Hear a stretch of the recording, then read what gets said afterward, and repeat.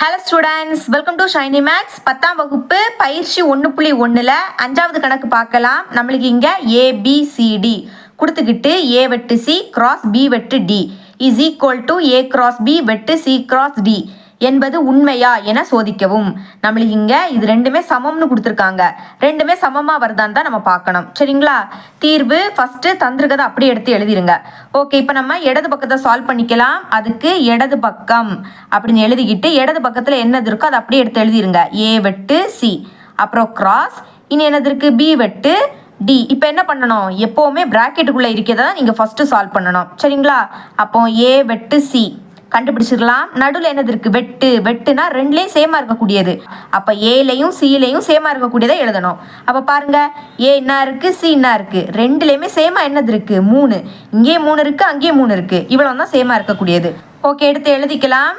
சரிங்களா? இனிமேல் அடுத்த பி வெட்டு டி கண்டுபிடிக்கலாம். பி வெட்டு டி நடுவில் வெட்டு இருக்குது. அப்போ பிலையும் டிலையும் சேமாக இருக்கக்கூடியது. பாருங்கள், இது பி இது டி ரெண்டுலேயும் சேமாக என்னது இருக்குது? இங்கேயே 3 இருக்குது, அங்கேயே 3 இருக்குது. அப்புறம் இங்கேயே 5 இருக்குது, அங்கேயே 5 இருக்குது. எழுதிக்கலாமா?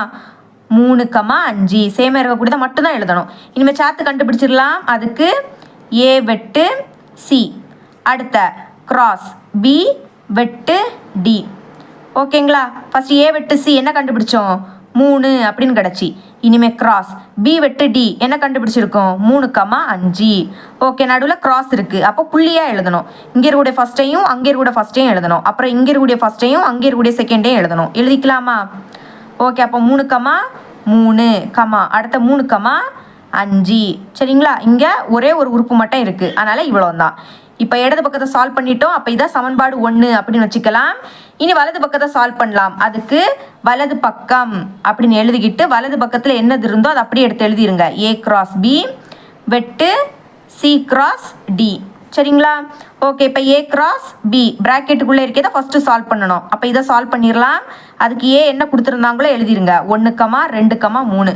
கொஸ்டினில் இதை தான் தந்திருந்தாங்க. இனிமேல் கிராஸ். அதுக்கு பிறகு பி என்ன கொடுத்துருந்தாங்க? 2,3,5 எழுதிடலாமா? நடுவில் கிராஸ். அப்போ ஃபஸ்ட்டு ஒன்றையும் ஃபஸ்ட்டையும் சேர்த்து எழுதணும். அப்புறம் ஃபஸ்ட்டையும் செகண்டையும் சேர்த்து எழுதணும். அப்புறம் ஃபஸ்ட்டையும் தேர்டையும் சேர்த்து எழுதணும். எழுதிக்கலாமா? அப்போ 1,2 அப்புறம் 1,3 அடுத்த 1,5. சரிங்களா? இனிமே 2,2 2,3 2,5 எழுதிக்கலாம். 2,2 அப்புறம் 2,3 அடுத்த 2,5. சரிங்களா? இனிமேல் 3,2 3,3 3,5 எழுதிக்கலாம். 3,2 அப்புறம் 3,3 அடுத்த 3,5. சரிங்களா? ஓகே, இனிமேல் சி கிராஸ் டி கண்டுபிடிக்கலாம். எழுதிக்கிறேன். C cross D. Okay, C என்ன கொடுத்துருந்தாங்க? 3,4 அப்புறம் நடுவில் கிராஸ். இனிமேல் டி என்ன தந்திருந்தாங்க? 1,3,5. ஓகே, எழுதிக்கலாம். இதையும் எழுதணும், இதையும் எழுதணும், இதையும் எழுதணும். எழுதிக்கலாமா? ஓகே, அப்போ 3,1 அடுத்த 3,3 அப்புறம் 3,5 நெக்ஸ்ட்டு 4,1 4,3 4,5 எழுதிக்கலாம். 4,1 அப்புறம் 4,3 அப்புறம் 4,5. சரிங்களா? இப்போ ரெண்டையும் கண்டுபிடிச்சிட்டோம். இனிமேல் சாத்து கண்டுபிடிக்கலாம்.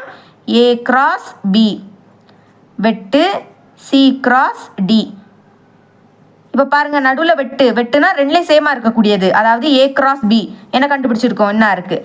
அடுத்த சி கிராஸ் டி என்ன கண்டுபிடிச்சிருக்கோம்? இப்போ இந்த ரெண்டுலேயுமே சேமாக இருக்கக்கூடியதை மட்டும்தான் நீங்கள் எழுதணும். பாருங்கள், இங்கேயே 3,3 இருக்குது, இங்கேயே 3,3 இருக்குது. எழுதிக்கலாமா? 3,3. ஓகே, அப்புறம் இங்கேயே 3,5 இருக்குது, இங்கேயே 3,5 இருக்குது. எழுதிக்கலாம்.